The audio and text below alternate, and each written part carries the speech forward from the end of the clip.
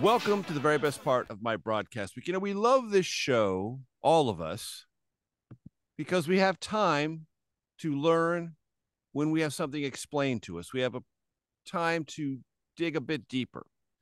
And we're going to do that this week on something that I know that matters to you. Who's going to win this election? How's the process of election night going to play out when the numbers start coming in and showing up on the big board, which is where I'll be on election night, along with the person who is our guest this week, Anthony Salvanto, who is the executive director of the CBS News Elections and Surveys Group. He would be the first to tell you he has an excellent team around him, but Anthony leads it. Anthony Salvanto, always great to see you. Thanks for joining us. I am honored, humbled, and excited to join you, Major. So I want to begin with some very broad brush questions. What is it about CBS News and its approach to gathering survey data and building models that makes it different and, from your vantage point, possibly better than others? We do have a good track record that I am very proud of, and I'll get to that in a minute. But the start of it, and I appreciate the question because, when you're a pollster, you go around and people always say, well, how do you do that? Why should I believe that? Right.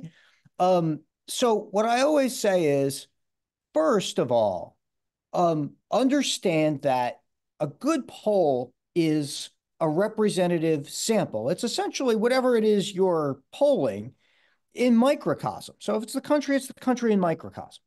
And that means you want to have the right balance of Republicans and Democrats, the right balance of age groups, the right balance of geography in a state or nationally, all of that. And I always say to people, you in particular, whoever's asking the question, are special. But don't you think that there are folks out there who are enough like you that could answer a question much the same way you would, right? If you're a Democrat, there are millions of other Democrats. You're a Republican, there are millions of other Republicans. And they're represented in that microcosm, even if you are not. Well, the challenge of putting together that microcosm it's not easy. But what we do at CBS News is we start by trying to assemble very large samples. You will see our sample sizes in most cases are, 2,000, sometimes 3,000. In a lot of other polls, you might see 500 or 1,000. That's fine. But we like to be able to dive into subgroups a little more and get those attitudinal groups parsed out a little bit more. We also make sure that our sample is balanced.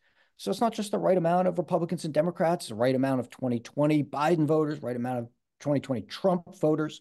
Now, pollsters can go back and forth on how to balance that and what that should be, how that should be composed. But we think we have a really good set of estimates in that, and you can see it, and we put it all out there. The final part that I'll say is there's a wealth of data that's available out there, and I think good pollsters are taking advantage of it, by which I mean we know more about the electorate than we ever have. There are publicly available voter files. You've interviewed folks who try to put this data together. We work with some at L2. And there are millions of voter records that will tell you things about folks, and they're publicly available, like, for example, voter history.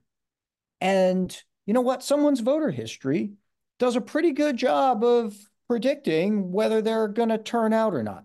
So we can see that. And in a CBS News poll, as an example, if you see, for example, we talk about likely voters, part of that component is we've seen someone's voter history and we know how that works. And so we're giving you a sense of the electorate as it might be based on our best available knowledge, but also based on all that data that's out there that we're bringing together. So for all of those reasons, among others, I like to think we try to give you a good estimate. I'll finally, if I may, say this. For everything I just said, Major, what I want people to come away from one of our polls thinking is that they understand why people think what they do, and not just that they think what they do.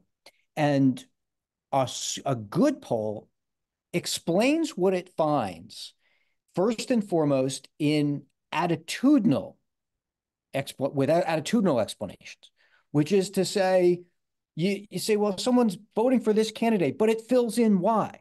Or someone feels a certain way about pick the issue, the economy, but it fills in why.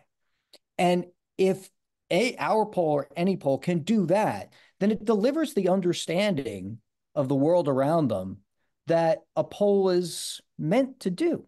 You want to understand the world of opinion around you. And that's the way to, frankly, that's the first test of it. Can you explain in people terms why people think that way? You mentioned track record. I want to give you time to talk about the track record. You're proud of it. I'm proud of it. Thank you. In 2022, we told folks, and we reported that the Democrats could very well keep that House contest, the race for the majority, very close. And we explained that they could do that if they got turnout, particularly good turnout from younger people. In 2020, we had Biden up. A lot of people had Biden up, but there were some states where we were able to nail it, including the fact that he might be able to win places like Georgia that a Democrat hadn't won in a while, might be able to shift the map. In all of that, we again tried to deliver an explanation, not just a number.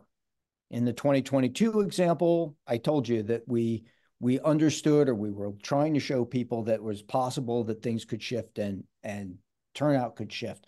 I think in a larger sense, us giving people where we can those scenarios, not just a margin of error, but scenarios, and we'll do it again just to sort of tease it this year, is it puts it in regular terms for folks. If turnout is high, it's going to look like this. But turnout is variable, and it's variable this so much, and if it's low, it's going to look like this.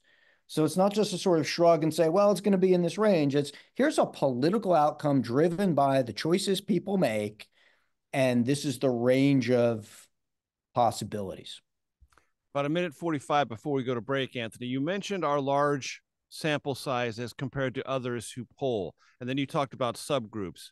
Walk through why a larger sample size gives us higher confidence about subgroups.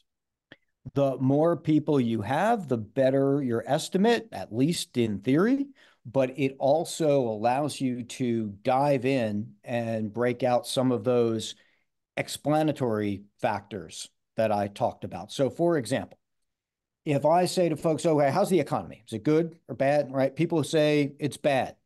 Well, now you can follow up why and just look at the subgroup of people who say that it's bad. And you can follow up and find out, well, in their experience, they're being hurt by inflation, or in their experience, they're seeing gas prices go up. So the larger sample allows you not only to do different subgroups as matched to a file or an electorate, but also those attitudinal explanations so that you can follow up with the groups and say, well, why do you think that?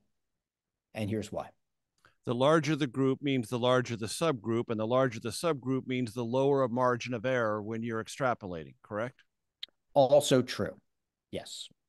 That's what matters, ladies and gentlemen, because, and I think our industry should do a better job of reminding people what margins of error are and what they mean.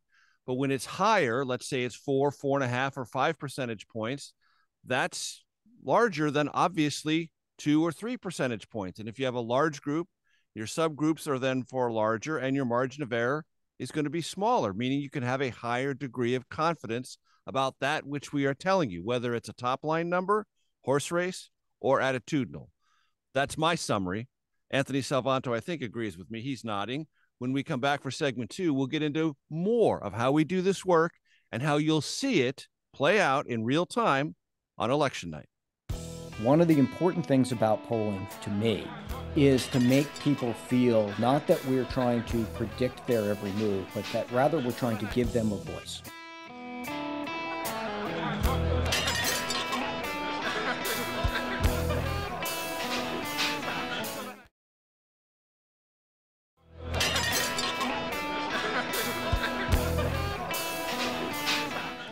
Welcome back to the Takeout. My thanks to our executive director at CBS News of Elections and Surveys, Anthony Salvanto. He will be for the next 4 segments helping us pull back the curtain on how we do our work in elections and surveys, how it's going to build up toward election night, and what election night will look like. So we will do something, Anthony, I understand that we've done before, which is on the Sunday before Election Day, provide what you just described in segment 1, some of the scenarios.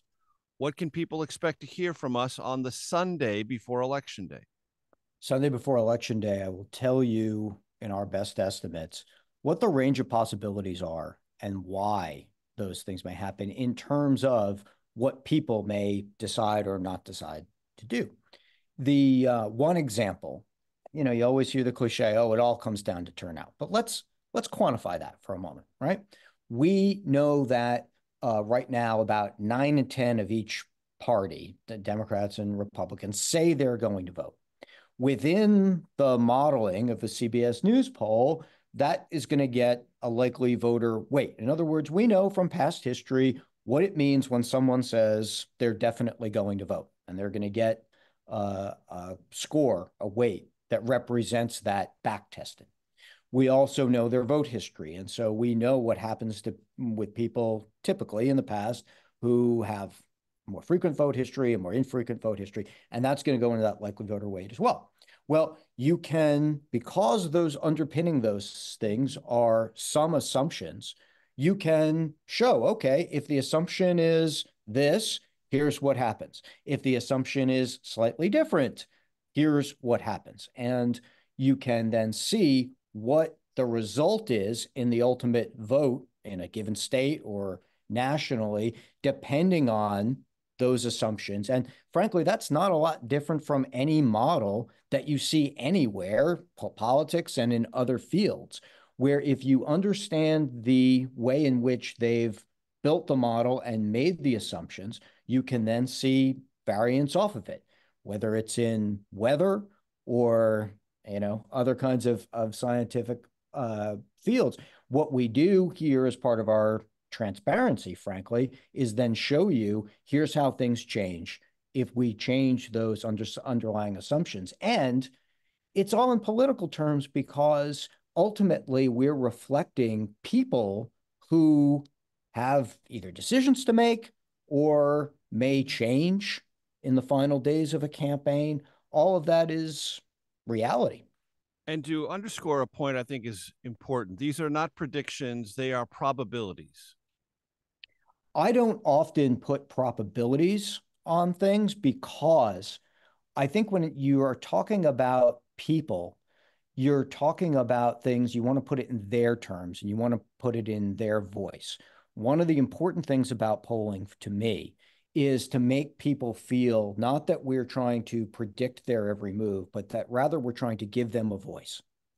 And so, and quite frankly, I'm not sure you want me or any pollster to be able to or say that we can perfectly predict everyone. The world wouldn't be any fun if that were the case, would it? No.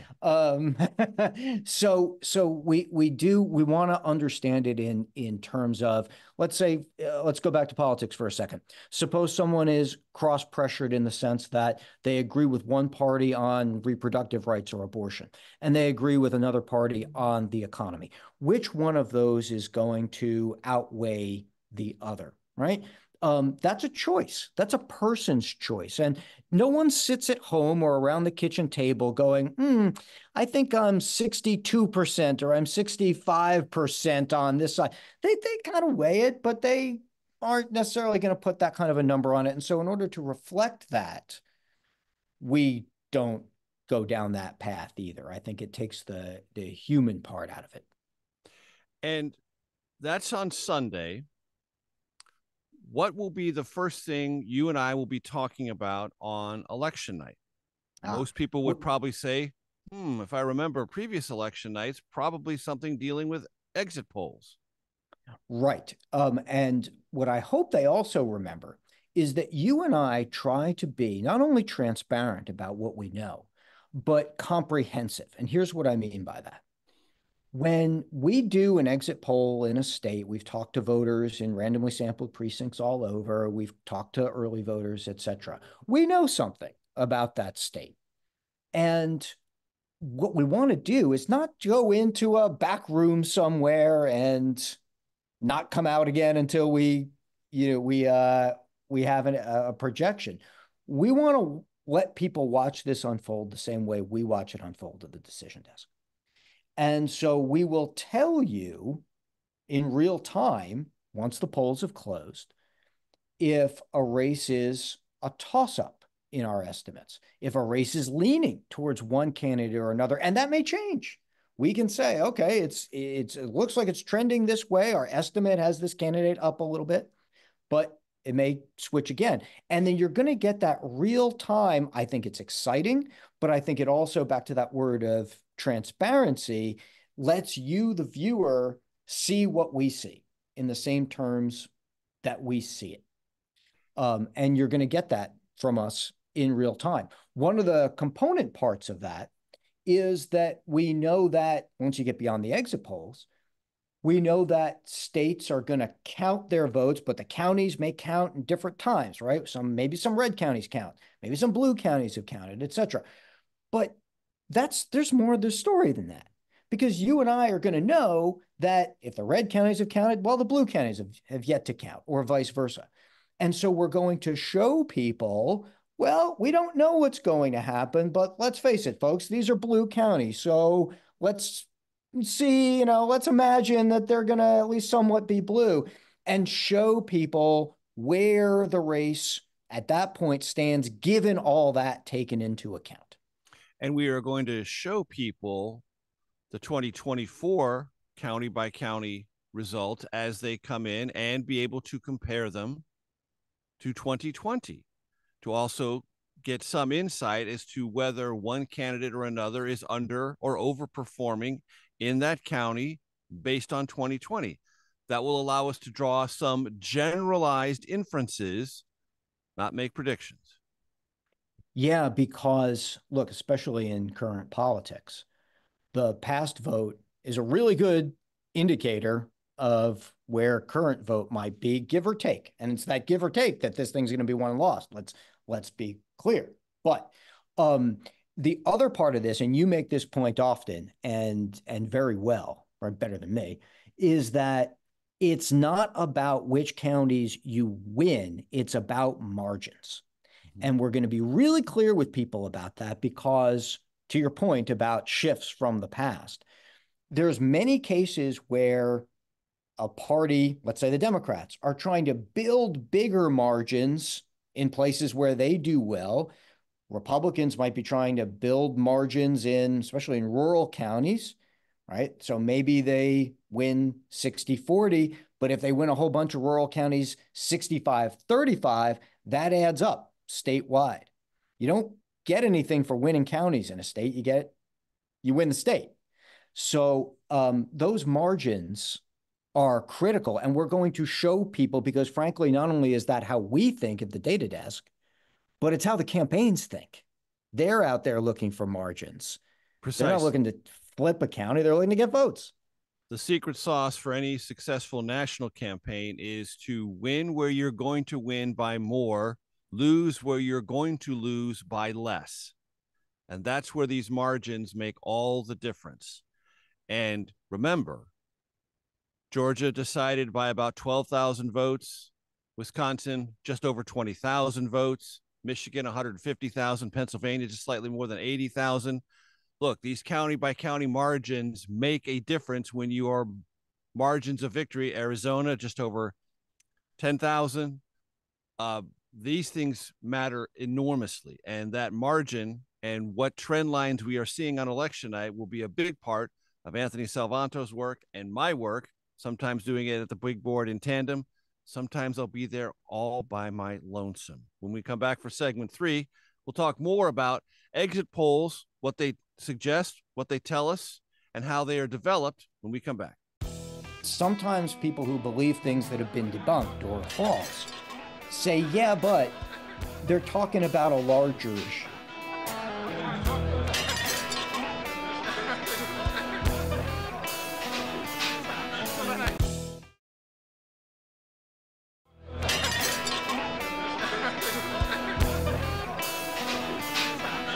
Welcome back to the Takeout. So on exit polls, and then we're going to get to some other things that Anthony has learned in his surveys about how Americans more and more tell us, as Anthony likes to say, these are their voices. We're gathering what they tell us in their words, live in what can be fairly described as separate and almost distinct information villages. We'll get to that in a second. Exit polls. So Anthony, when we get on the air election night, one of the first things we're going to take a look at is what the exit polls suggest to us. And just as a reminder to folks, how do we do exit polls? How is the early vote included in that process? And what is its overall value as we go through election night? So start with the early vote because as you well know, probably half, maybe more than half of the vote is going to be cast early in some form in this election, right? In some states, even more or entirely. So the early vote is in the exit poll gotten by, in cases where we can, interviewers stationed at early voting places. And those are collected, that information is collected in the days during early voting. And then mail folks can be reached by phone using the voter list that I described earlier. And then on election day, in a sample of precincts, you have the exit poll interviewers stationed outside the exit poll place, randomly getting people to take the exit poll. All of that data comes back into us through our partner contractor, Edison Research, and they send us then that information. When we put that together, that's part one of the exit poll. That's what people are telling us. But there's another part, and that is we then get the precinct vote, right? So we'll know how many people voted at that precinct. And in most cases where we can, we get the precinct vote. And we compare that against what people told us, and the exit poll is then corrected to be perfectly representative of that vote. And then that takes place in precinct after precinct that goes up to the state estimate. Now, it's a little bit in the weeds there to that, but I want people to understand how this is put together. Ultimately, then that is all matched to the reported vote as it starts coming in from the counties and ultimately statewide. You'll get that. And then, of course, you get the questions on the exit poll and why people chose what they chose, et cetera. But that's the exit poll in stages. And it's why, as people watch on election night, you will see the exit poll numbers shift until we get to a final because some of it was taken earlier in the day, and then we catch up with people and they tell us how they voted and things will move. And then B, it ultimately comes to match, it gets weighted to and matches the final vote there. And then you get the final exit poll numbers from the state. Talk to our audience, Anthony, about what you have discovered in the world of information and how it is gathered by Americans, processed by Americans, and then reflected in their perceptions of situations or stories. The large question, and this is part of describing how the process of polling takes place. We saw after the recent hurricanes, we saw the claims from the former president about where hurricane relief was or wasn't going. And there was sort of talk about, well, do people believe that? Do people not believe that, et cetera? But it occurred to me that this is an example, or could be an example, of a phenomena that we see over and over again. We saw something with the after the debate about migrants or people who were recent immigrants and pets and cats and dogs, et cetera. And we've seen it in large ways and small. So I thought to ask people what they thought and what they believed to be the truth, not just how they evaluate it. And those are two different things, right? So in the case of the hurricane, we found that 2/3 of Donald Trump's voters said that they thought that relief was not going to people impacted by the hurricane. In fact, that 8 and 10 of them said that it was in their minds, certainly or probably true, that relief funds for FEMA were diverted to people who were in the country illegally. And you could see the differences there because Harris voters, 90% said that wasn't true.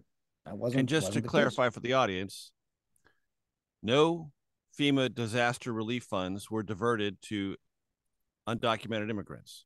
There is an account within FEMA that has been used to provide housing for undocumented immigrants. Separate account, not touched by or influenced by FEMA dollars set aside for disaster relief. That's a fact. You can view it anywhere, do any amount of research on it. They are distinct funds. One is much larger than the other. That's the facts on that matter, but the perceptions and the definition of truth differ. Now, there's two important things here, at least. And one is that oftentimes, talking about people who say, hey, what about the polls? What are this and that? Sometimes I hear folks say, well, the people who think differently than me or believe other things different than you or me or whatever are misinformed or are not right or getting bad information.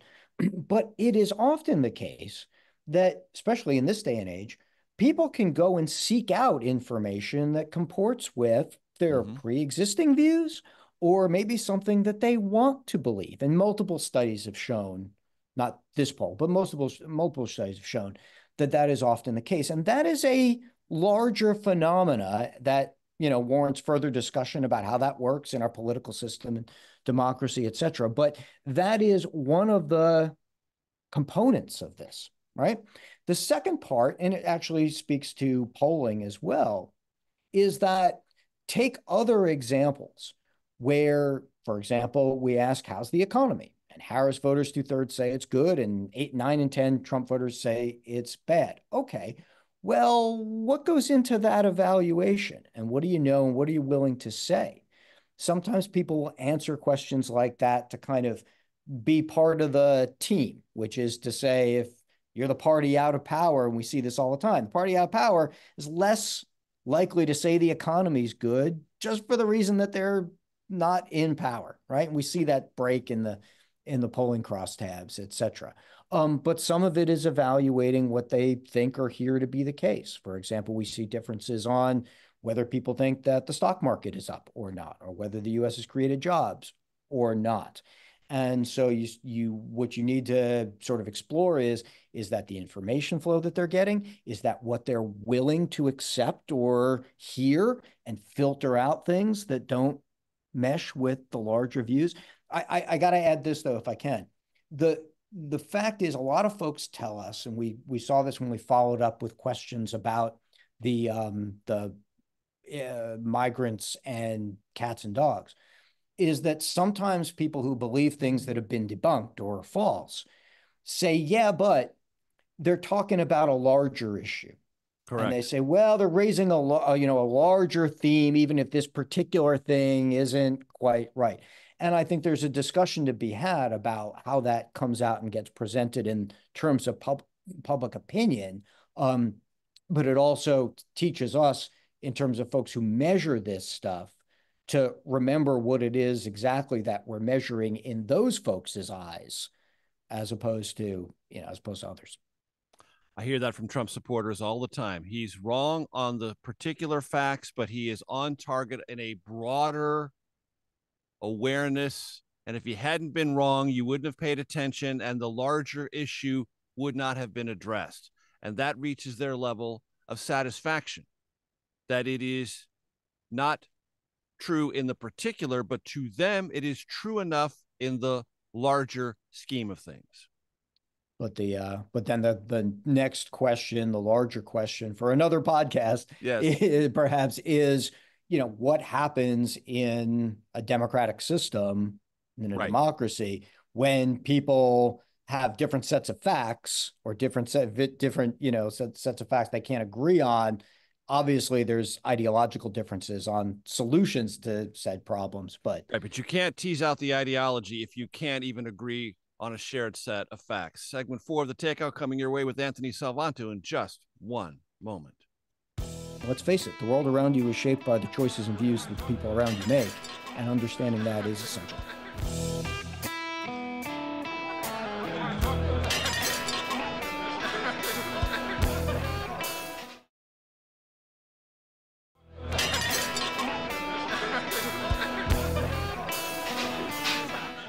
Welcome back to the Takeout. Anthony Salvanto, Executive Director of CBS News, Elections and Surveys. Anthony, I want you to take on a question that I think is on the minds of lots of people who pay close attention to elections and surveys, who pay a little bit of attention, and who pay almost no attention, which is this. And you can find this sentiment expressed in lots of different ways, in lots of different venues, podcasts, things written about polling, things said on cable news. Polling is broken. It's just broken. It doesn't work. It's been wrong, wrong, wrong, and we can't figure this out, and it's just broken. Address that. It is absolutely not. It is in many ways healthier and better than it's ever been. And here's why. Number one, we are able to deliver more rich detail about why people think the way they do, not just what they think, than we ever have. And we have better technology to do that. People can take these surveys. Some take them on the phone. For us, they're taking them on, it's a web app if they're part of a panel, or they can take it at their convenience, click through if they're invited by email, so we can reach people where they are.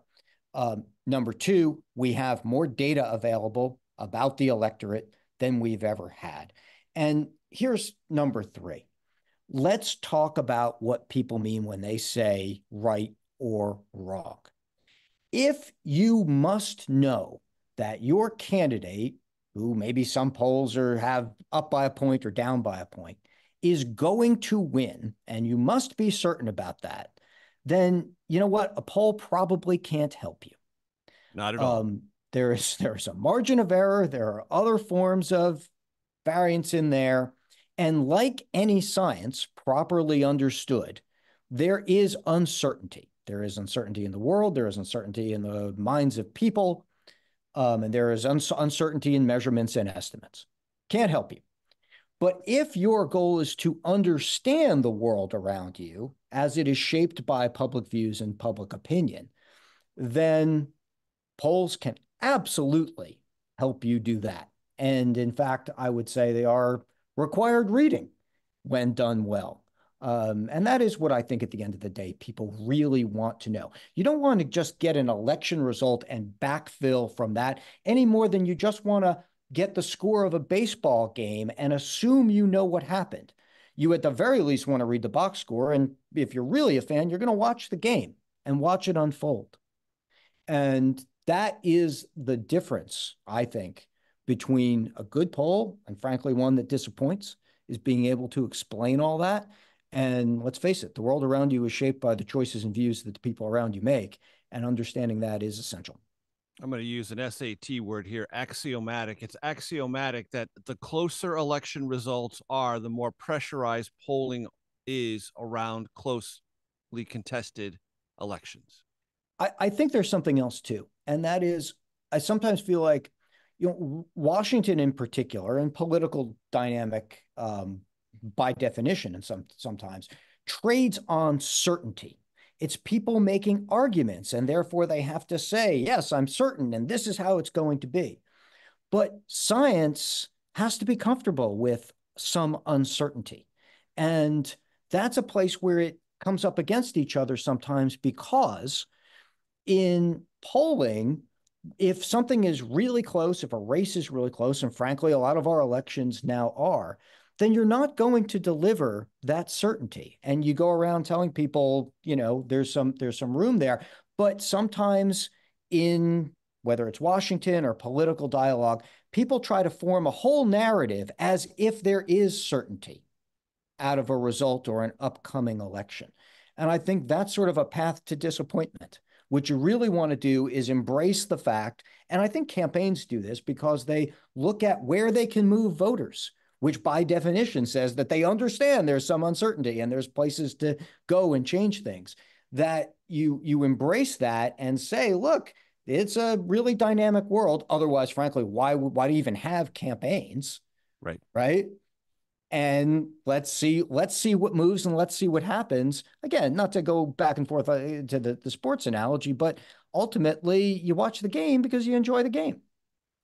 On election night, when we tell someone X or Y candidate is a projected winner. How does the decision desk arrive at that?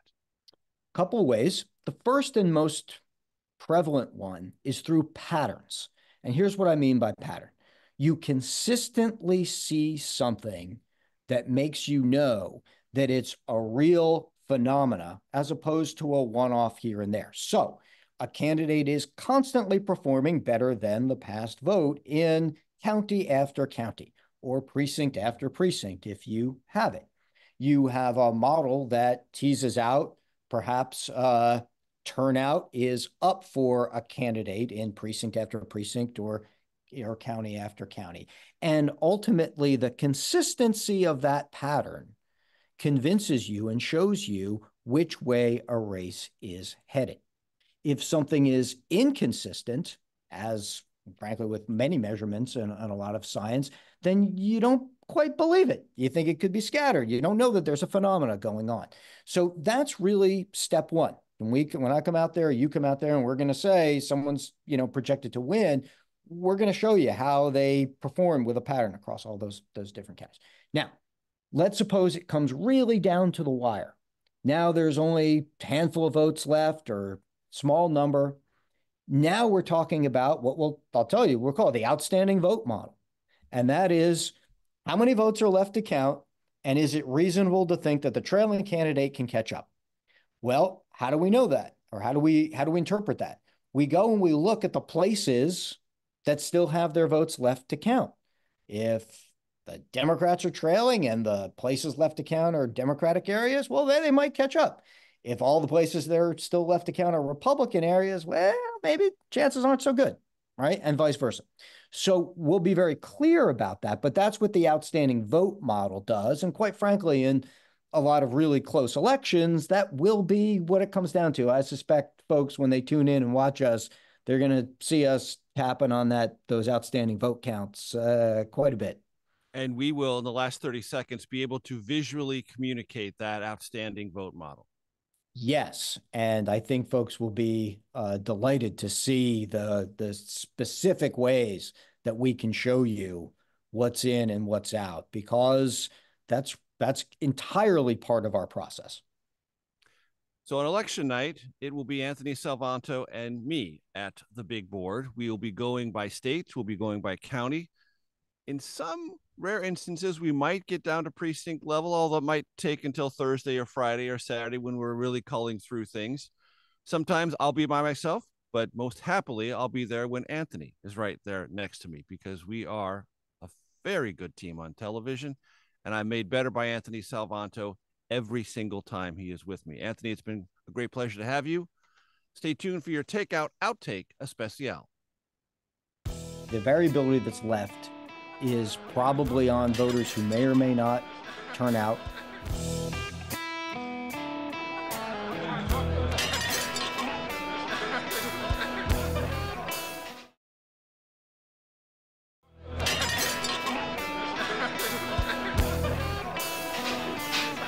Welcome to your Takeout Outtake Especial. Anthony Salvanto, Executive Director of CBS News Elections and Surveys, is our most special guest.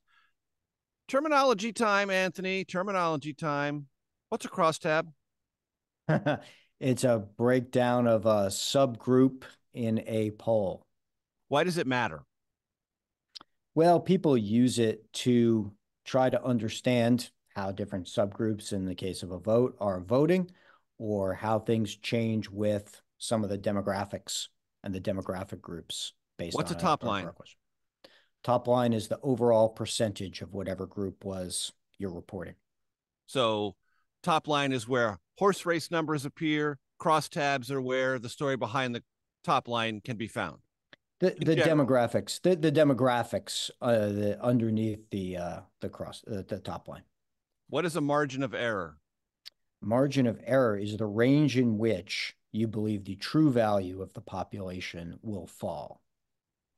And so if we communicate to someone that a CBS News survey has a margin of error or plus or minus 3 percentage points, what does that mean when they look at the number?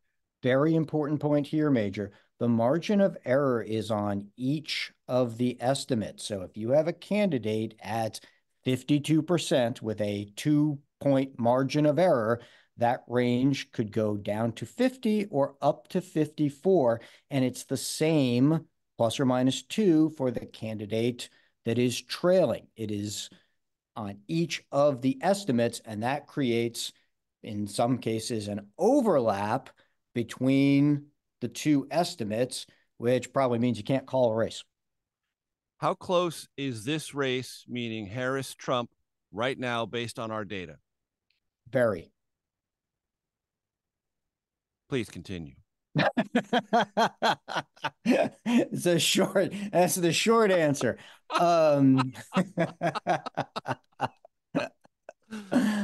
Look, we have estimates in each of the states, each of the battleground states, and each of them is within the margin of error. And the longer reason for that is that each candidate has consolidated almost all of their partisan bases, right? Almost all Democrats for Harris, almost all Republicans for Trump. And the variance, the variability that's left is probably on voters who may or may not turn out or show up. Looks very much like the 2020 vote to us. And that is the case in state after state. It has been close. It has been close for quite some time. And it is, in all likelihood, going to be close up until election night. And we invite you to spend time with me and Anthony Salvanto. Ladies and gentlemen, do that. Mark it down. We'll see you on election night, and we'll see you next week.